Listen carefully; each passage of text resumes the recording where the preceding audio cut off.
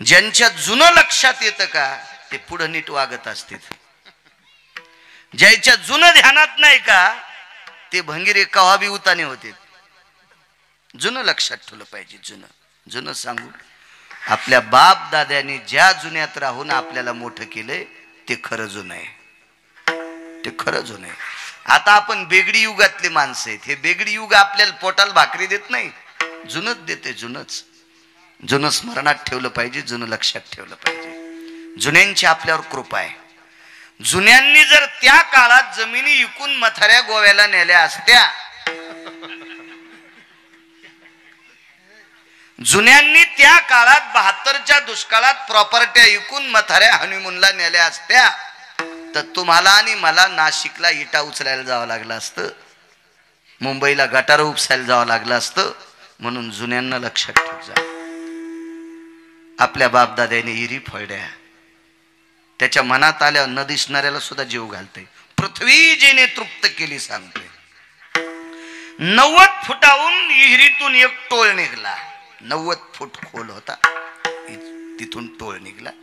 Crane होते पहिले काढायला, बैलावरचे क्रेन होते. नंतर हे इलेक्ट्रिक इंजिनवरचे आले, मोटरवरचे आले. नाना आधुनिकता आली. आता वरूनच विहीर खांदायली, मोठं पॉकलॅन वरूनच बारक मधाच सोडायले. ते बेनक्यू आणि असं फिरत गर गर गर गर गर गर. यंत्रयुग आलं, ते काळगोड आला. तर ते टोळ निघला 90 फुटाहून खाली. वरे त्या क्रेन मध्ये घेतला, वरी त्या खरपणाच्या दगडाच्या गंजीवर टाकला, तिथून निसटला, खाली आदळला आणि त्याचे 2 तुकडे झाले. तर त्याच्यातून एक बेंडकी बाहेर आली. 90 फुटात होता खाली, 90 फूट खोलीत होता तो दगड, अछिद्र दगड. डोक्याचं केसाचं इतकं सुद्धा छिद्र नाही त्याला, इतका पूर्ण बंद दगड तो, अछिद्र दगड.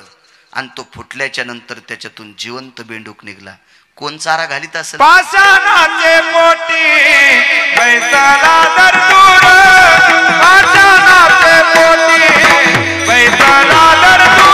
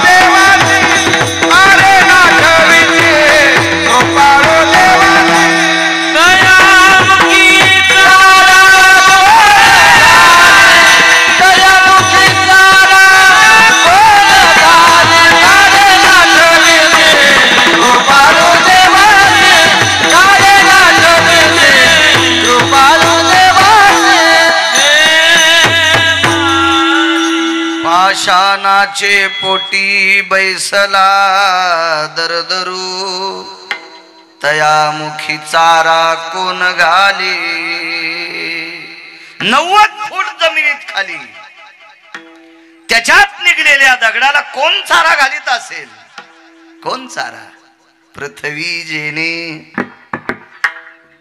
18-19 वर्षापूर्वी एका हलकट माईनं,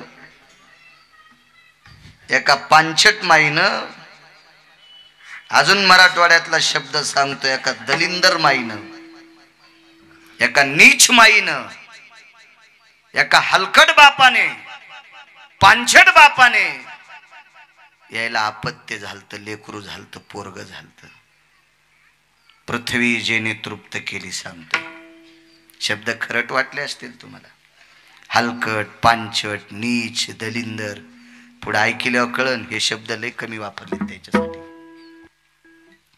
मुलगा झाला,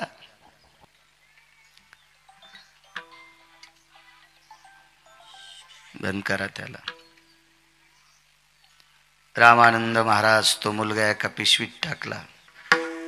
पिशवीत झाल्या झाल्या त्याचं अंग पुसलं नाही, त्याला नाव घातलं नाही. त्याला कपड्यात नाही गुंडाळला.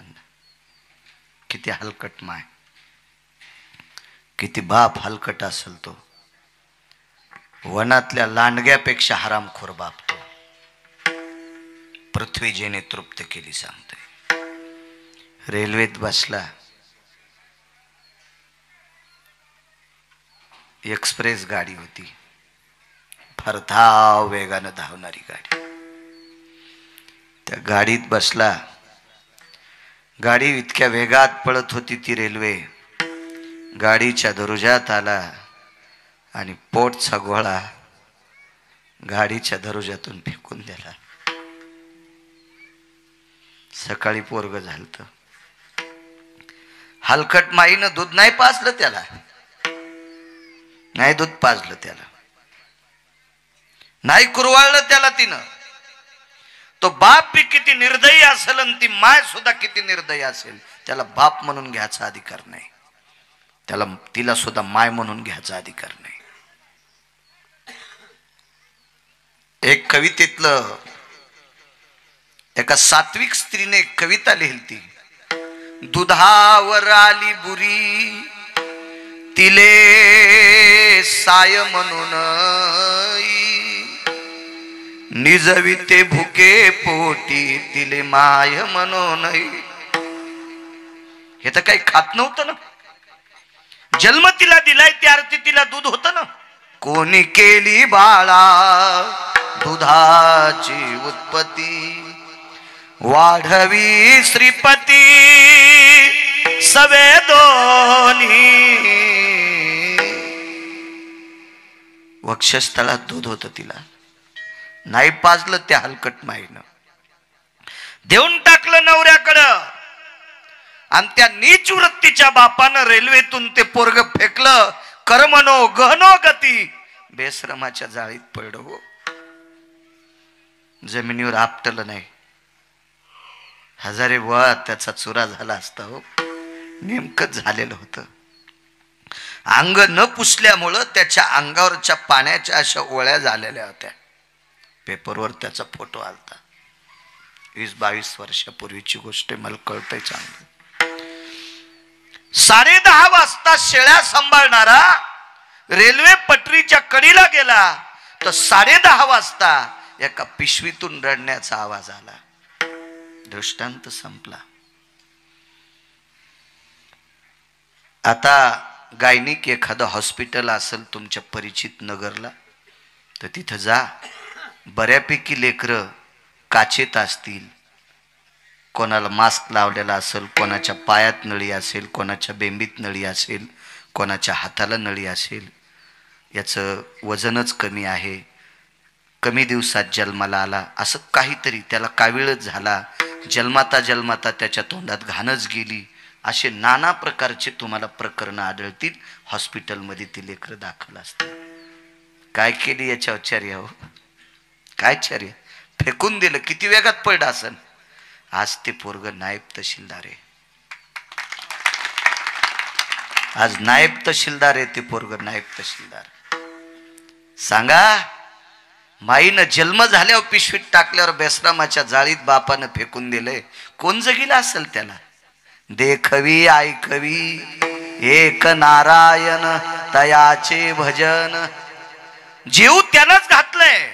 पृथ्वी जेने तृप्त केली, ही ताकद ज्याच्या हातात आहे त्याशी यशोदा भोजन घाली. नवल आहे नवल. विश्वव्यापक कमलापती त्याशी गवळणी कडिये घेती. विश्वात आपण उरलाय. आपण सगळे माणसं म्हणतो आम्ही मंडपात बसलो, तुम्ही म्हणताल आम्ही स्टेजवर बसलो, मी म्हणेल मी वरी व्यासपीठावर बसलो. पण हे सगळं कोणी धरलंय?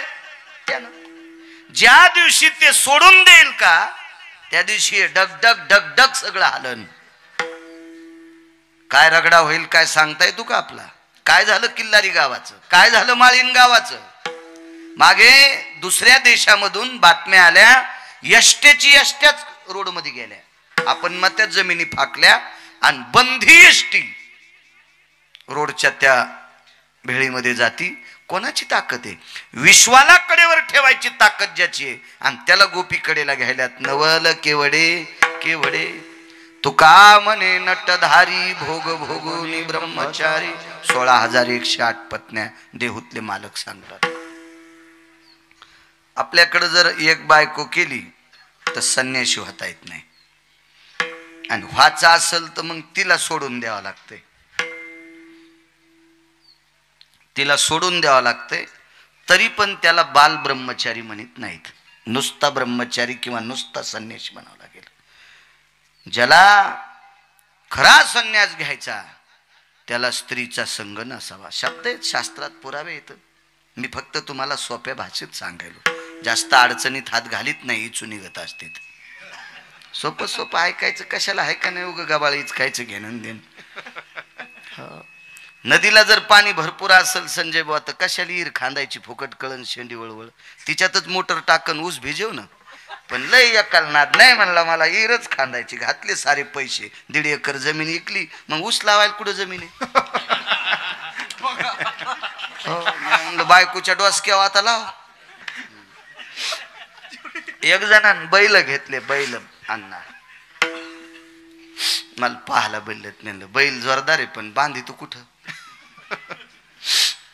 ते म्हणला कुठं बांधार? म्हणलं गोठा गिठा कर नाही एखादा. तवा असे पत्र गित्र नव्हते, परिस्थिती नाजूक होत्या. ते म्हणला गोठ्याला लाकडच नाहीत. म्हणलं इकत आण. मंठ्याच्या बाजारातून 1 ट्रॉली भर लाकडं आणले आणि गोठा केला. मला म्हणला पहा गोठा. म्हणलं गोठा सुंदर केला. बैल म्हणला बैल इकून तर लाकडं आणले. मग याच्या 2 मेखा ठोक म्हणलं. एका मेखाल पपेची माहिनी, एका मेखाल तू. आळंदीतल्या मालकांनी वही खर्च केली याच्यासाठी. आळंदीतल्या मालकांनी या गोष्टीसाठी वही खर्च केली. मोठाले मोबाईल आहेत घरी गेल्या पाहन तितकी वही. देव चांगलं करीन तुम्हाला. काय भांगाऱ्याचे थुत्र पाहता मोबाईल मध्ये. संसार पालथा जळण तुमचा. विठाला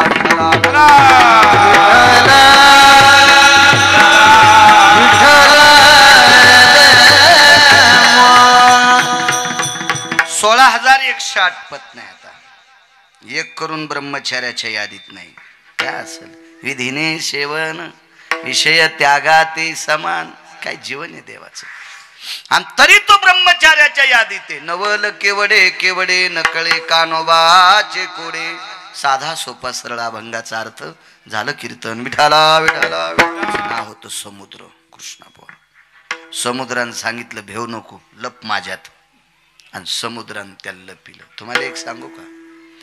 गुन्हा करणाऱ्यापेक्षा गुन्हेगाराला जो मदत करतो का तो अर्धा हरामखोर असतो. तो अर्धा गुन्हेगार असतो. अर्धा गुन्हेगार असतो. गुन्हा सहन करायचा नाही. गुन्हा सहन करणाराच अर्धा नालायक, अर्धा गुन्हेगार असतो. समुद्रानं त्याला लपवलं. समुद्राला चीड होती पंढरपुरातल्या मालकाची, 7व्या अवतारातल्या मालकाची चीड होती. काय चीड होती? माझी पोरगी याला दिली आणि याला सांभाळता नाही आली. कारण सीता ही सागराची कन्या आहे. लक्ष्मी सागराची कन्या आहे. लक्षात ठेवा. थोडासा त्याच्या मनात राग. आणि दुसरी गोष्ट सांगायचं झालं तर रंगनाथ गुरुजी परभणीकर सांगायचे समुद्र थोडा अहंकारीच समुद्र. ते 4 गोष्टी सांगायची. त्याच्यातली एक सांगतो. ब्रह्मांडाच्या मालकाला इकडच्या कडेहून तिकडच्या कडे जायचं त्यावेळेला समुद्राने रस्ता दिला नव्हता. जगाच्या मालकाला रस्ता दिला नाही. जाऊ द्या देवाचं ऐकलं नसेल, संतांचं ऐकत नसते. मारुतीरायासारख्या संतांनी विनंती केली. जगातला 1 नंबरचा वारकरी. येऊनी जन्मला मरकट वैष्णवा माझी अतिश्रेष्ठ. हनुमंत म्हणावया कनिष्ठ ऐसा पापिष्ट कोण आहे. वारकऱ्यातला अतिश्रेष्ठ व्यक्ती. आणि त्या मारुतीरायाने विनंती केली. ऐके ऐके आपांपती तुझ रे मी करी तसे विनंती. हे सागरा आपांपती मी तुला विनंती करतोय, ऐक न रे. देन रस्ता देत नाही म्हणे. याच्याहून समुद्र अहंकारी. अशा अहंकारी समुद्रानं एका नालायक माणसाला त्याच्या पोटात लपिलं. आणि याला मारायचं होतं पंढरपुरातल्या मालकाला. मग मालकाने एका महाराजाला बोलवलं. महाराज साधे नव्हते. अधिकारी महाराजांची चेष्टा करायची नाही. गुटखे खात असेल, तंबाखू खात असेल, बिड्या वढीत असेल, माळ घालीत असेल तर याला पण चांगलं म्हणू नका, पण वाईट म्हणायचा अधिकार आपल्याला त्याला पण नाही, त्याला पण नाही, त्याला पण नाही. चोराची सुद्धा चेष्टा करायची पात्रता आपल्यात नाही. चांगल्या महाराजाची चेष्टा केल्यावर साधू म्हणून भक्त म्हणून उपहासिते, भक्त म्हणून उपहासिते,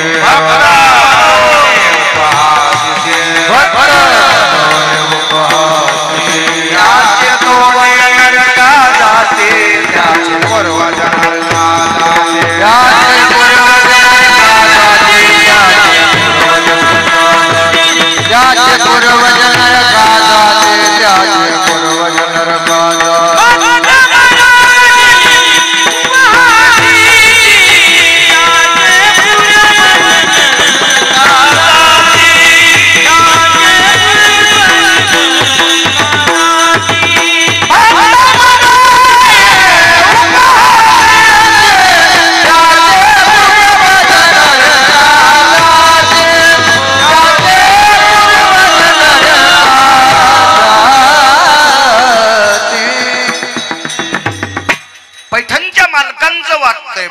भक्त म्हणून उपहासिती, त्याचे पूर्वज नरका जाती. नाथबाबा म्हणतात असे महान योगीराज साधू आमंत्रित केले आणि साधूंना सांगितलं, गुरुदेव समुद्रात एक नालायक व्यक्ती लपलाय आणि त्याला मारायचंय, तो दिसत नाही, करता का मदत?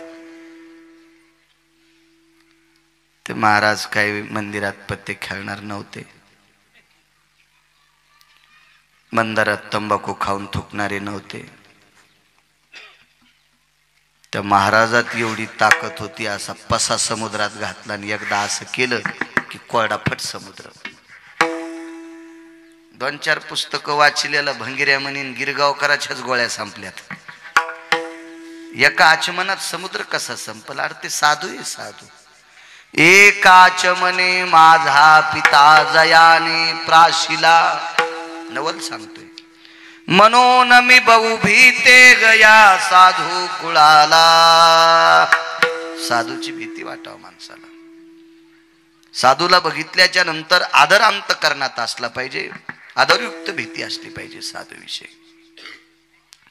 एका घोटात समुद्र पिऊन टाकला, उघड केलं, संदिशी मारलं, सोडीला चंद्राकृती बाण, एका ठोक्यात वाजून टाकलं.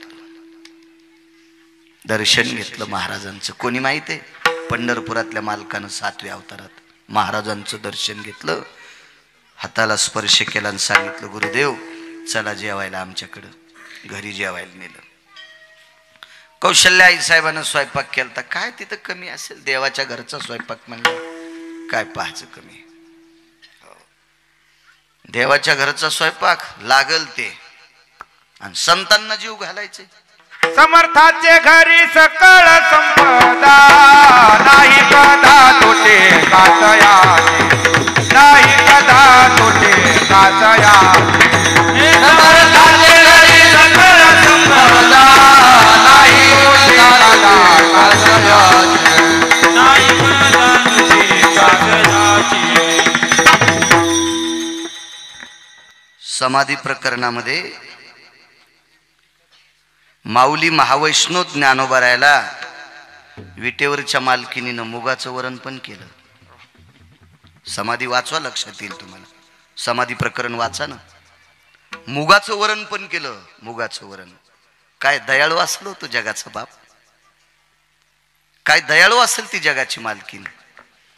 7व्या अवतारातल्या विटेवरच्या मालकांनी अगस्तीला नाना प्रकारचे तळील्या वरिल्या एकची पकवान जेवायला बसले. पाणी फिरवायचं तर पाणीच दिलं नाही.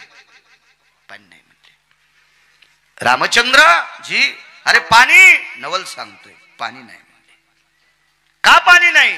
ऐका म्हणले महाराज, तुम्ही एका आचमनात एक समुद्र पेलाय, घोटात नाही. घोटात नाही. आचमन किती असतं माहितीये का? एक पळीभर पाणी.